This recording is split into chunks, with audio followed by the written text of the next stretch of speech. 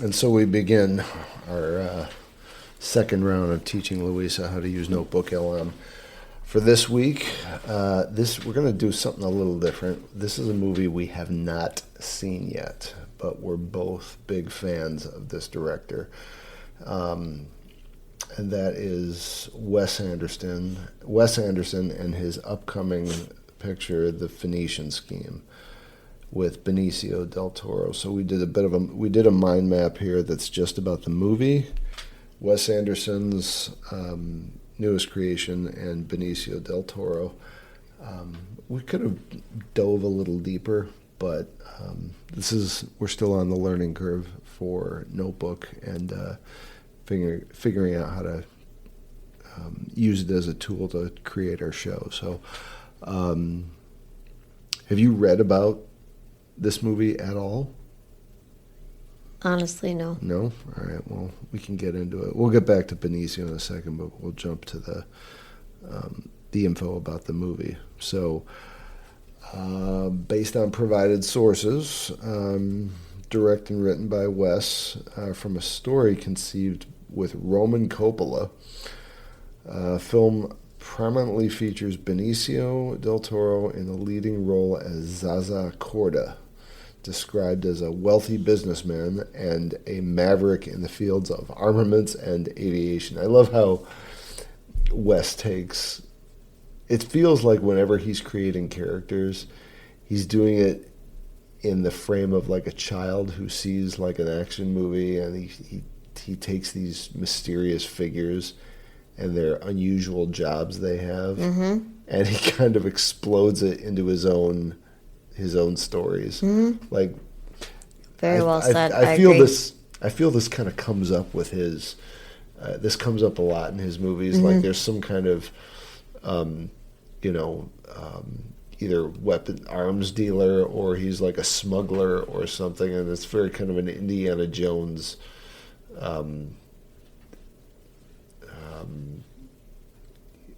Heist guy, kind of with a shady, shifty past, who's an eccentric. It tends to either be a villain or like a key figure in his movies. Yes. Maverick in the fields of armaments and aviation, who is one of the richest men in Europe. Centers on the story of a family and a family business. Zaza Corda appoints his only daughter, Sister Liesl. Is that how you say that? Liesl, played by Mia Threapleton, and Threapleton. How do you say that? You know this person.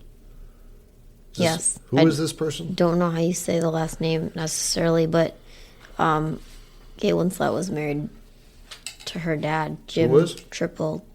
Kate Winslet was married to her dad, Jim Tripleton, or however you say this last name, Tripleton. And I'm pretty sure that Mia is their kid. And this is, who's her mom from Titanic? Oh. She's been married a few times. But I don't know. Like at least 3. Really? Yeah, because she was married to, I'm just thinking about it. Because, yeah, she was married to Sam Mendes, and now I think she's married to somebody else.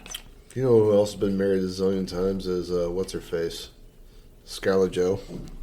Yes. She's been married like 4 times, right? I did, yeah. Unbelievable. And then there's me, 0. Yeah. Oh, wait, I'm not in Hollywood, so it probably doesn't matter. I was going to say, get used to it, sister. Oh!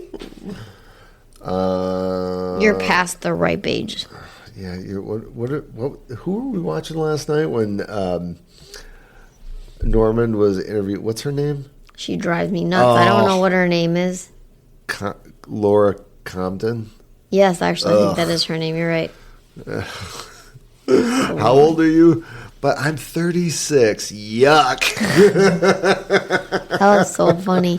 And then everyone in the other room was cracking up. Shut up, you guys. It's like, well, it's like, I want to have kids, though. Well, those eggs are probably scrambled. 36. 36. Oh, Mark Norman, wherever you are. We do enjoy you. You're a champion. You're very funny. All right, so Sister Liesl is a nun in this movie, and the sole heir to his estate. I find that funny. He's a weapons dealer, and his daughter's a nun. Cora embarks on a new enterprise. They become the target of scheming tycoons, foreign terrorists, and determined assassins. Sets the stage for a chaotic family saga with pastel conspiracies. I don't know what that means. Anderson himself described the film as a three-hander adventure with a dark espionage tale revolving around the father-daughter relationship, noting that Del Toro would be in every shot. Before I forget, you know what we gotta see again? Is his last movie that I fell asleep in the middle of. What was the name of that? That was his last movie? Wasn't it? That was like 3 movies ago. It was? That I fell asleep in? Yeah. And I think, did you fall asleep in... It was the one where you got to look it up. Yeah, I do have to look it up. But as soon as I see it, I'll know it. You want me to look it up right now? I just want to see, what are you reading that I'm not reading? I'm scrolling down here. Are you on the map? Yeah. Are you on? Like I saw what you read earlier, but now I can't find it. Okay, go to the map. Okay. Okay, go to that. Click. And then, sorry folks, this is part of the learning process. Scroll down. And there it is. Right in there. That's where I am, right there. Right in there. Okay. Wow, getting ahead of myself. Good Lord, you're excited about Benicio. Well, I just heard pastel colors, and I wanted to And then I swear to talk God, about that. I saw that. You're like a dog with a squirrel. Just go to IMDb and find out what the name of this movie is, would you? I'm gonna keep reading. Also, Liesl is the oldest sister in The Sound of Music, so I was thrown by that. And then I'll you bet had you to that's know where- who Mia Tripleton is, and I just, it's a lot. You know what? And to think that she does not drink coffee. The cast of the Phoenician Scheme is extensive and includes many recurring Wes Anderson collaborators alongside new faces. Benicio and Mia ensemble cast includes Michael Cera as Bjorn Lund, Liesl's sister Liesl's tutor, Liz Ahmed as Prince Farrakh, Tom Hanks, Bryan Cranston. I'm not going to go through all the character names. Matthew Amalric. I know that guy. I like him. Who is he? What do you know? He's a French actor, and he's a shorter guy. Oh, you know who he is? He was one of the villains in what was that? It was the second James Bond with Daniel Craig. What was this actor's name? Matthew Amalric.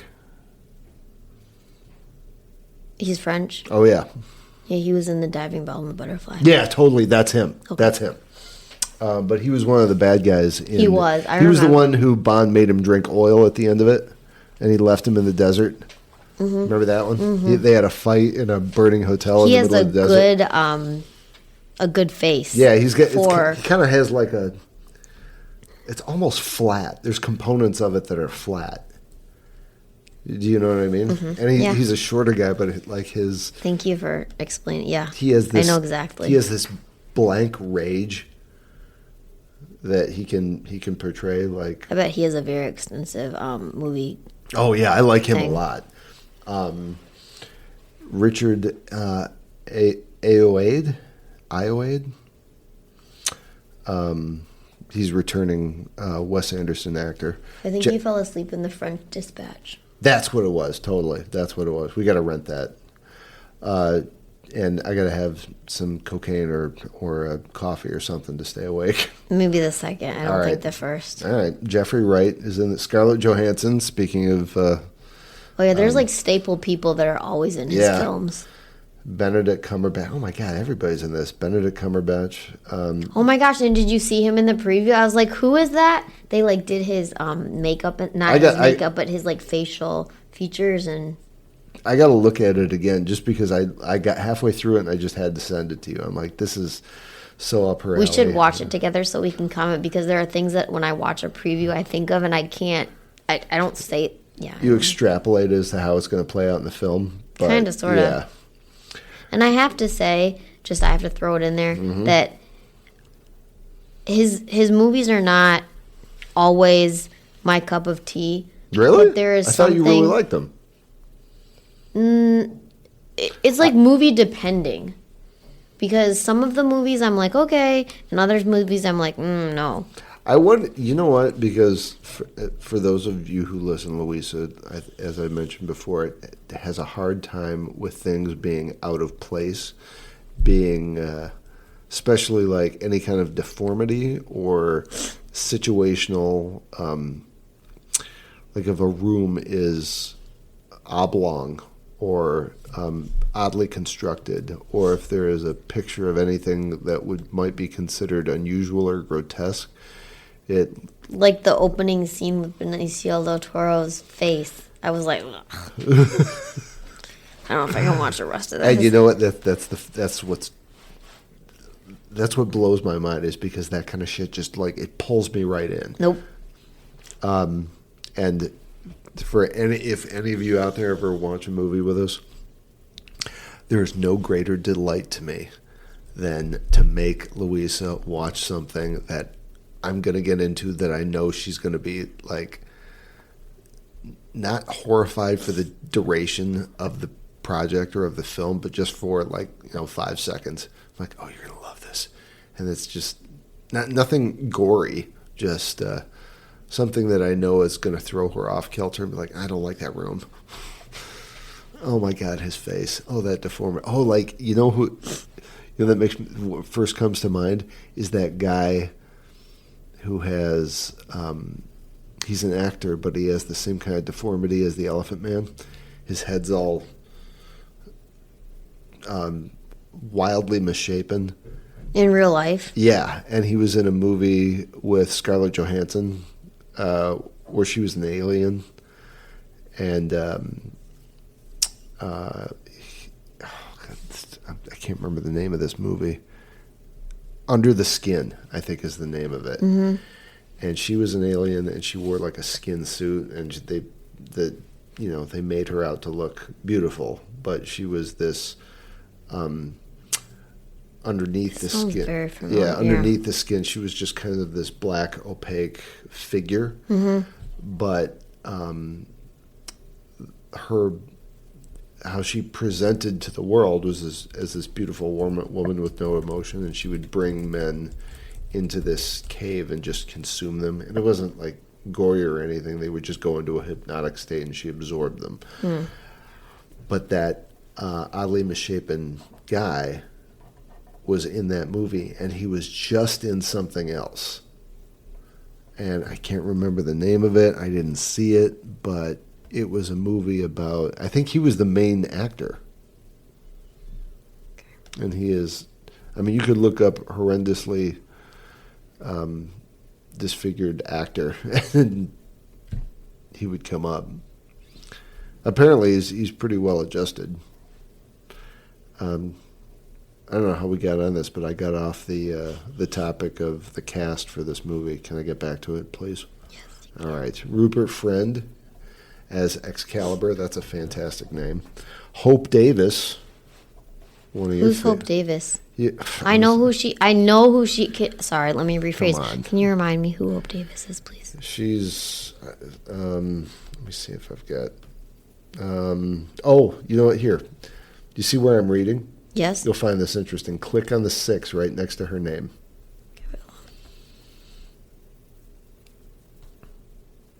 That's not the right 6.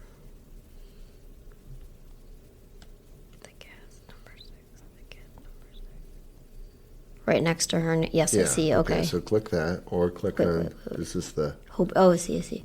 On the number 6, not the dots. Yeah. Okay. And you can scroll. Whoops. Hold on. What's this? You can scroll down. Again, this is our kind of. Yeah. So you see, if you scroll down, you see her name. You can click on that, and that brings you to a page about who she is. Oh no. This brings you to the Wikipedia. That doesn't help at all. I think, depending on the sources that you bring into it, it would bring you to a article or a breakdown of about who she is. Okay. Yeah. I know who she is. Charlotte Ginsburg, who is daughter of Serge Gainsbourg, the musician. Willem Dafoe. God, everybody's in this. Anyway. Those are the kind of movies he makes. He puts everybody in them. Willem Dafoe. Riz Ahmed. I don't recognize that guy, at least not by name. You would recognize him in a heartbeat with his photo. I'm sure I would. Also, I really like the music of Andre Desplat. He's come back to do the music for this movie. What else haven't we? Del Toro's portrayal of Zsa Zsa Corda as a central figure in Wes Anderson films suggests another unique and potentially memorable character in his diverse filmography. I'll see anything this guy makes, but I don't like the marketing for it is usually kind of underwhelming. So usually there's been a number of movies that have come out that they came and went, and aside from seeing them in Ann Arbor, there's not. Well, I shouldn't say that. I mean, they'd be at bigger theaters too, but I think they come in. I mean, correct me if I'm wrong, but I think that they come and go in the big theaters and like in a local downtown indie movie kind of theater. I'm always aware of them coming. You out. are, because you're here. You're here in Ann Arbor. Yeah, that's what I'm saying. Yeah, and you have the inside scoop on the film festivals, and I think they're very Ann Arbor movies too. I think there's like his stuff definitely is. Given Anderson's distinctive and hyper-stylized lens, characterized by absurdist elements, saturated color palettes, slow pans, oddly specific occupations. That's what I'm talking about. Oddly specific. He loves that stuff. Like guys who are international, like saffron dealers, or like that would so be. That was his a good thing. example. That was really good. Dialogue so dry. Hilarious. Yes, a dialogue so dry it crackles. This role will likely place Del Toro in a visually striking and tonally specific context. Description of the film as having a retro spy vibe I'm already in, and a splash of pastel. Oh, God, if anybody is wearing pastel Hawaiian shirts, you're not going to be able to get me out of the theater. This hints at a blend of genres and aesthetics that differs from some of Del Toro's more grounded and intense roles, while still potentially allowing him to showcase his enigmatic and compelling screen presence. I'm totally into this. I can't wait to see it. I think what I really like about his movies too is that they're, like, to me, they're visually stunning. Like, we're talking about the pastel colors, and I don't know, they're talking about the golden hues of this next movie that's coming out. Yeah, he has a color palette. He does have a color palette. And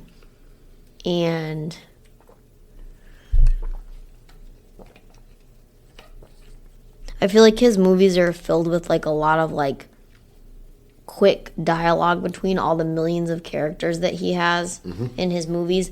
And I think if sometimes for me watching it, because like, you know how you said, like, I don't do like the weird, like, out of the norm kind of things.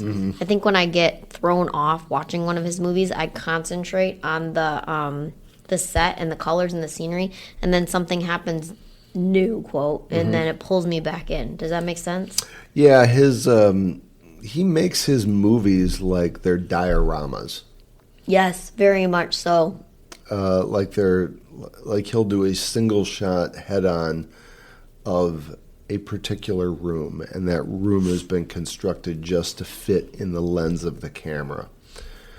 And his reactions, like his dialogue can be very flat, and then it explodes with one particular reaction. Like, what was the one? Was it the hotel one, the Grand Budapest Hotel? Mm-hmm. When Ralph Fiennes, who was the cop, played. Who was the cop? Edward Norton plays the cop. Yep.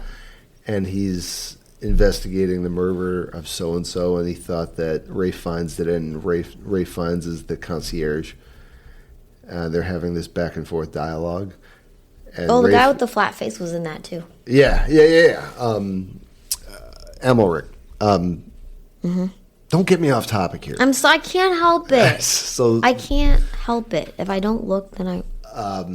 they're having this exchange, and Ralph Fiennes is like, this woman was murdered, and you think I did it. Yeah. And like there were 2 minutes before that, it's kind of flat back, and it's not flat, but it's kind of like this staccato dialogue back and forth. It's well-written dialogue, but staccato back and forth. And then he just stops, drops everything, turns around, and runs away. Mm-hmm. Yeah, I do remember that. And all of his movies had that they have some kind of interaction like that where they're discussing something and someone becomes in trouble in that conversation, and they just they try to like abruptly abandon the conversation.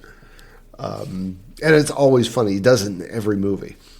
I would think that as an actor and actress, like being either, I don't know if you're like asked or called to be in one of these movies. If you're called or asked to be in a Wes Anderson movie, it must be like one of the highlights of your career, because I feel like while he does have staple actors and actresses who are like always in his films, I also feel like there are new people in his movies all the time. It's just like kind of who's big and up and coming, but it's also just well-known names. Am I making sense? Yeah. And I just think like, and that really pulls me into a movie. Like if they have an all-star cast, I'm just in. I like. That's what Heat was. What do you mean? Heat had just a gazillion great actors in it. Oh, Heat. That's what you said. Heat was, yeah. Which, actually, by the way, that's on Netflix if you want to watch. Oh, I know. I totally did. Like the like the next day when I was in Fort Wayne, I watched that that Crushing Weight of Unbearable Talent with Nicolas Cage, but I was a hair's breadth away from it. I had just watched it with you guys in the theater. I'm like, maybe I'll watch Heat again. I almost started it and it was too late, and I was like, I can't get involved because I have to go to bed. Yeah. What was I going to tell? Oh, you know who else does that with involving somebody in when they decide to do a project with somebody, and it's like it's a real tap, it's a real note of honor. You know who else does that? Who? Weird Al Yankovic. Like when your song is picked to be parodied by Weird Al, it's like you've made it. Oh, yeah, and which was funny because at the time when he was first making parodies, everyone was like, "Yeah, I don't know who you are. I don't give a shit what you write. You're nobody." But then his parodies get such recognition that, like when he did Michael Jackson's Bad, but he did it fat. Jackson just thought his stuff was really funny, and when he made this, he made a video where he was dressed like Michael Jackson and like 600 pounds and like bounced around and. I've not seen this video. Oh well, they're absurd and kind of obnoxious. Oh, like another example is Toto's Africa when it was redone by Weezer. I showed you this. Weird Al was singing on the video. He was. Yeah, but he was dressed up like He was dressed up like the lead singer. I'm like that. And that's Weird Al. Yeah. And yeah, I mean, if you're a musician and you do a song and it gets a ton of radio play and you have a bunch of streams and listens at Weird Al parodies it, then you just kind of hit the jack. You're kind of you've ascended. It's like that with Saturday Night Live too. Yeah. If they make a skit about you. There's a word for that where you've just kind of you're like a this is gonna bother me. We'll figure it out. No, it's like it's like a touchstone. Okay. It's a touch. It's something that that's not only have you just sold a lot of this particular product, you're in the conversational zeitgeist for all time. You've been immortalized. Mm-hmm. Yeah. Mm-hmm. That's where I was going with that. Anything we want to talk about Benicio? Because he's making another starring role in this movie. He went to study law at University of San Diego. He developed a love for acting and moved to New York to pursue theater at the Circle in the Square Professional Theater School and at Stella Adler Conservatory. I didn't know that. His early career involved guest spot in television shows like Miami Vice. I did see that. Yeah, he played a hood in Miami Vice. His first feature was in Big Top Pee-wee. License to Kill. That's the movie he was in. He was one of the thugs in. He was like a henchman to one of the baddies. And, This is a long time ago. Yeah, that was '89. Wow. Okay. The Indian Runner, which I never saw. Breakthrough role came in '95 with his performance as Fred Fenster in Usual Suspects. It's Puerto Rican. Mm-hmm. Oh, I never saw this either. Basquiat. Oh, I remember that title. Mm-hmm. Well, he was the artist in New York who did postcards. Crazy, eccentric, eclectic postcards. But I think he went... An artist. Yeah, I don't know if he went... He was a painter. I don't know if he went insane or he had a problem with drugs or both or what. But his career reached... Actually, let's see what the notes are on that. That's just a further breakdown of the stuff. Career reached a new level in Steven Soderbergh's Traffic. Mm-hmm. Let's see what else. Won a Screen Actors Guild Award for that, for Best Actor. 7 Days in Havana. I think that's supposed to be 7 Days in Havana. Yeah, that's okay. I was at the tip of my tongue See, gonna ask you that. This is the problem with current journalists today. Like, you would think with AI and everything gets proofread, and they still that just irks me. Like, I don't mind when I make a typo because I'm a knucklehead and I'm not a professional journalist. But when I see it in print, ugh. Sin City, Che. Of course, he was in Che. I mean, who else would have played that? Guardians of the Galaxy and Sicario, which was fantastic, but I have no doubt you didn't see. No, I would not. Yeah, you would have had a hard time with it.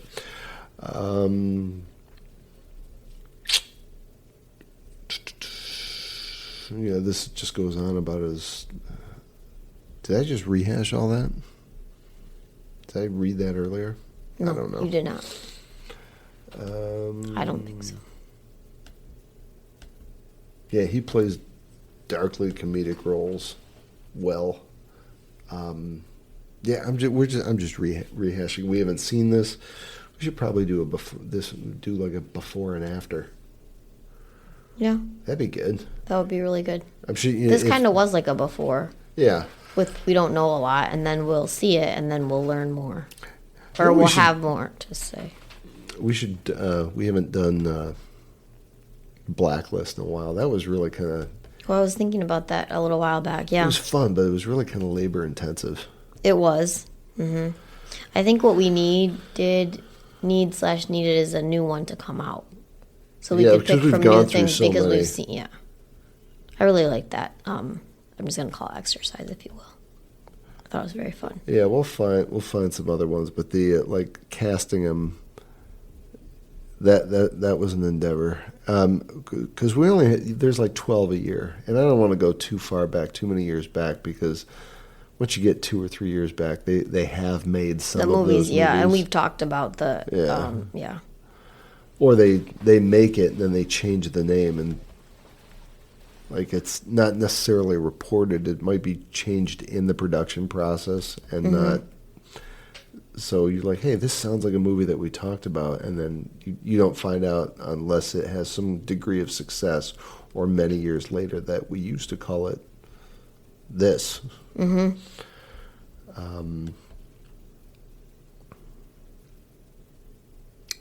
What else?